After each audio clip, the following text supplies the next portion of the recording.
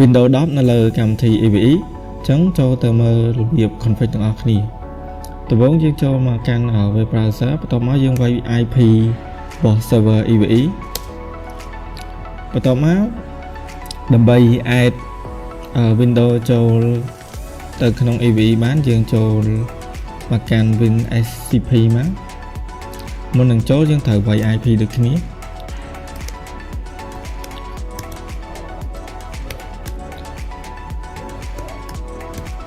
ហើយតាក់ទងនឹង user គឺ user root password EVE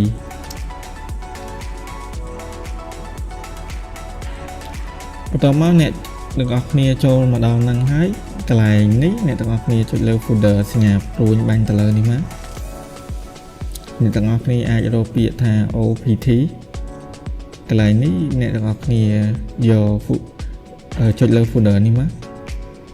ហើយចុចលើ folder ខាងលើនេះមកបន្ទាប់មកយកចុចនៅលើ folder ខាងក្រោមពេលនេះបន្ទាប់មកដោយសារអានេះខ្ញុំបានបង្កើត folder Windows 10 ចូលហើយអញ្ចឹងខ្ញុំធ្វើការលុបចោលហើយបង្កើតសារថ្មីឲ្យអ្នកទាំងអស់គ្នាមើលអញ្ចឹងដើម្បីបង្កើតបានអ្នកទាំងអស់គ្នាអាចចុច F7 ក៏បានឬអ្នកទាំងអស់គ្នាចុចលើនេះក៏បានយកពាក្យថា directory ឬក៏ right click mouse ស្ដាំយកពាក្យ new directory អញ្ចឹងដើម្បីនេះបានអ្នកទាំងអស់គ្នាចូលមកកាន់ website របស់ EVE មកហើយអ្នកទាំងអស់គ្នា select copy ប្រព័ន្ធនេះមកយកមកផាសនៅលើនេះមកហើយចុច OK បន្ទាប់មកទៀតអ្នកទាំងអស់គ្នាធ្វើការ double click ចូលក្នុង folder Windows ហ្នឹងមកហើយកន្លែងនេះគឺជាកន្លែងដែលយើងប្រើទៅ file Windows ដែលយើងទុកនៅលើ PC របស់យើងបើចំពោះអ្នកទាំងអស់គ្នាទុកនៅលើ desktop អ្នកទាំងអស់គ្នាអាចចុចទៅលើ desktop ទៅប៉ុន្តែfile Windows របស់ខ្ញុំនេះគឺខ្ញុំទុកនៅ drive D អញ្ចឹងខ្ញុំធ្វើការប្រើទៅ file Windows របស់ខ្ញុំនេះជា file Windows 10 របស់ខ្ញុំចាប់បន្ទាប់មកខ្ញុំធ្វើការទាញ file Windows 10 នេះយកមកដាក់ខាងស្ដាំហើយខ្ញុំចុចពាក្យថា OK អញ្ចឹងវានឹងធ្វើការ transfer file Windows ពី Windows របស់ខ្ញុំទៅកាន់ WinSCP អញ្ចឹងដោយសារវាមានទំហំធំវាធ្វើការ transfer យ៉ាងរយៈពេលយូរវាអាស្រ័យទៅលើកុំព្យូទ័ររបស់អ្នកទាំងអស់គ្នាទេអញ្ចឹងអ្នកទាំងអស់គ្នារងចាំឲ្យវាដើរចប់ស្ទឹកអញ្ចឹងដល់ពេលវា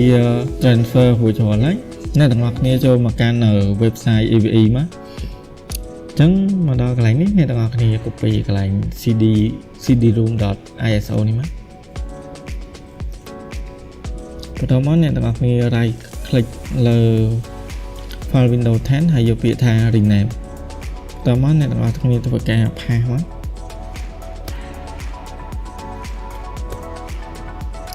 តមកទៀតអ្នកទាំងអស់គ្នាចូលមកកាន់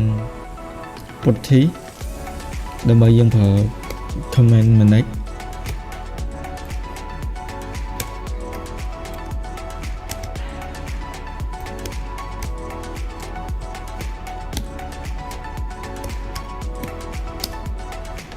ហើយ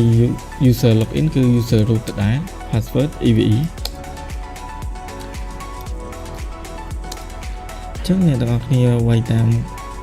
នេះគេមក command នេះមក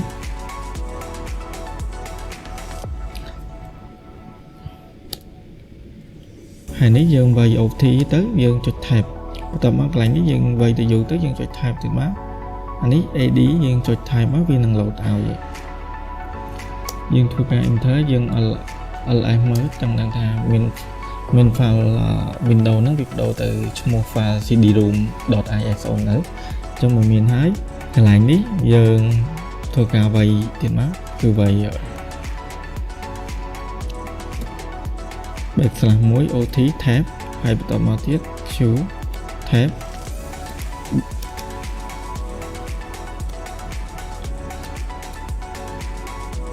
វាយតាម comment នេះមក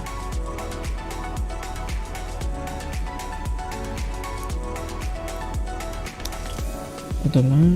អានេះយើងវាយ IG app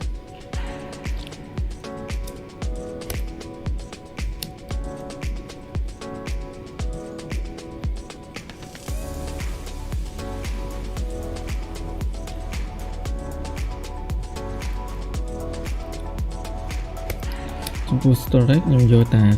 40G ទេ storage store window ចឹងគេ Intel មក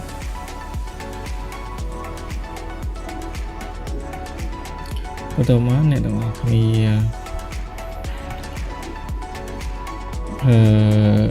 comment មួយទៀតសម្រាប់ដោះ permission អាចឲ្យយើងបើក file ឡើងបានចឹងយើងវាយមក /opt u w ហើយ unl .a fix permission បើយើងអត់ប្រើ command ហ្នឹងទេយើងអាចបើក file window បានទេ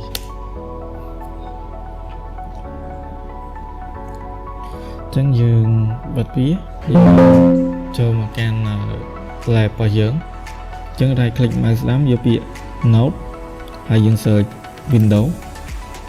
ហើយយើងចុចទៅលើ window ហើយយើងអាច select ទៅបានគឺ window 10ចំពោះកន្លែងនេះកន្លែង version នេះអ្នកទាំងអស់គ្នាអាចចូលមកកាន់ website មកហើយអ្នកទាំងអស់គ្នាមើល window 10ហើយមើលកន្លែងនេះអញ្ចឹងបើអ្នកទាំងអស់គ្នាយក copy នេះគឺវាអត់ដំណើរការដែរអញ្ចឹងអ្នកទាំងអស់គ្នាយកឲ្យដូចរបស់គេមក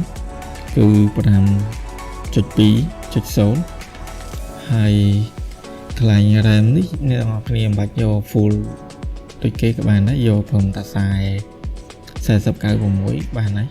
ញ្ចឹងកន្លែងនេះ CPU ខ្ញុំអាចយកវា2ចុះហើយកន្លែងនេះអ្នកទាំងអស់គ្នាអាចផ្លាស់ប្ដូរ icon បានតាមអ្វីអ្នកទាំងអស់គ្នាស្រឡាញ់អ្នកទាំងអស់គ្នាអាចធ្វើស្រីប្ដូរ icon បាន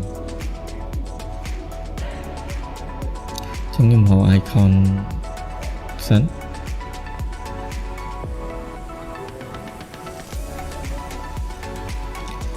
ចឹងខ្ញុំឆ្លាញ់ icon មួយនេះខ្ញុំចុចទៅហើយចុច save បន្ទាប់មកវានឹង load មកអញ្ចឹងខ្ញុំ right click មកស្ដាំ right click មកស្ដាំលើវាជាពាក្យ start បន្ទាប់មកវាចេញរូបព្រួយនេះមានអ្នកទាំងអស់គ្នា click លើវាមួយមកហើយអ្នកទាំងអស់គ្នាចុច open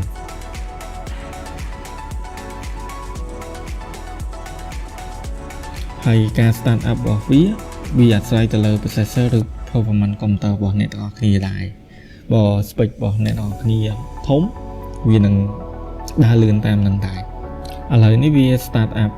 ចូល Windows ហើយដោយសារម៉ាស៊ីនខ្ញុំវា RAM ទូចដែរទេ 610G ចឹងវារៀងតឹងតិចដែរហើយបើ RAM អ្នកទាំងអស់គ្នាចាប់ពី 32G ឡើងទៅអាចអូខេចឹងមកដល់កន្លែងនេះយើងគ្រាន់ set up Windows ធម្មតាដូចយើង set នៅលើ real machine អញ្ចឹងខ្ញុំអត់ធ្វើការផ្លាស់ប្ដូរអីទេខ្ញុំ next ទៅទៀតហើយកន្លែងនេះខ្ញុំយក install ហើយមកដល់កន្លែងនេះវាទាមទារឲ្យអ្នកទាំងអស់គ្នាដាក់ product key អញ្ចឹងបើអត់មានអ្នកទាំងអស់គ្នាអាចយកពាក្យ don't have product key បានហើយមកដល់នេះវាមានប្រភេទ Windows ជាច្រើនអញ្ចឹងខ្ញុំរើសយក Windows 10 Pro ហើយខ្ញុំ select ហើយខ្ញុំចុច next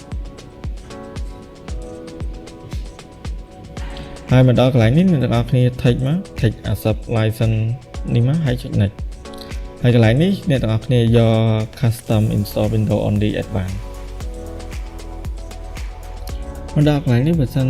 តើវាអត់ show partition hard disk ទេអ្នកទាំងអស់គ្នាអាច load try មកចុចពាក្យ load try ហើយប្រើដល់កន្លែងនេះអ្នកទាំងអស់គ្នា select តាមខ្ញុំមក plot play try d នេះមក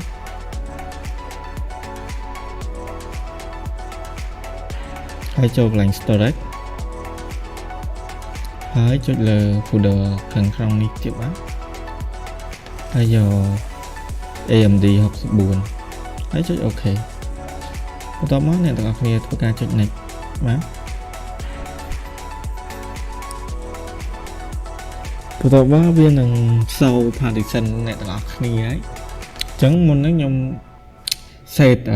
Windows 10 តា 42 ទេ storage របស់វាអញ្ចឹងខ្ញុំធ្វើការចុច next ដើម្បី set up វាបន្តអញ្ចឹងមកដល់កន្លែងនេះអ្នកទាំងអស់គ្នាធ្វើការរងចាំវាឲ្យវាដំណើរការឲ្យពេញទៅវានឹង pop up ចូល Windows ហើយមកដល់នេះអ្នកទាំងអស់គ្នាចុច restart ណាផងពីឡូតមកដល់កន្លែង let's start region នេះអ្នកទាំងអស់គ្នាហៅភាសាទៅគឺយក default របស់វាមកមិនបាច់កាយទេមកដល់កន្លែង keyboard នេះអ្នកទាំងអស់គ្នាបដូរវាទៅ United States International យកប្រភេទ keyboard United States International យើងចុចទៅទៀតកន្លែងនេះ skip មកដល់កន្លែងនេះវាទាមទារឲ្យយើង connect network ប៉ុន្តែយើងមិនបាច់ connect ទេយើងយកពាក្យ don't have internet កន្លែងនេះយើង continue with limit setup មកដល់នេះវាឲ្យយើងដាក់ឈ្មោះ PC អញ្ចឹងអ្នកទាំងអស់គ្នាចង់ដាក់ឈ្មោះអីក៏បានដែរខ្ញុំដាក់ PC មក PC 01អីចឹងទៅអ្នកទាំងអស់គ្នាអាចដាក់បានកន្លែងហ្នឹងចង់ដាក់ឈ្មោះអ្នកទាំងអស់គ្នាក៏បានដែរកន្លែង password នេះយើងមិនបាច់ដាក់បានដែរយើងមិនបាច់តន់ដាក់ទេអញ្ចឹងចាំពេលវាលុបចូលដល់ interface វាចាំយើងដាក់ក៏បានដែរអញ្ចឹងយើងចុច next តទៀតណាកន្លែងនេះយើងចុចពាក្យថា accept មកកន្លែងនេះ accept តទៀតមកអញ្ចឹងវានឹងចាប់ដើមធ្វើការ start ចូល Windows ហើយ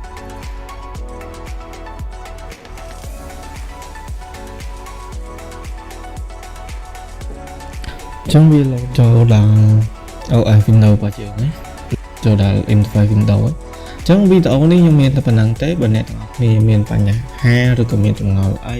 អ្នកទាំងអស់គ្នាអាច comment សួរនៅខាងក្រោមវីដេអូបានជួបគ្នានៅវីដេអូក្រោយ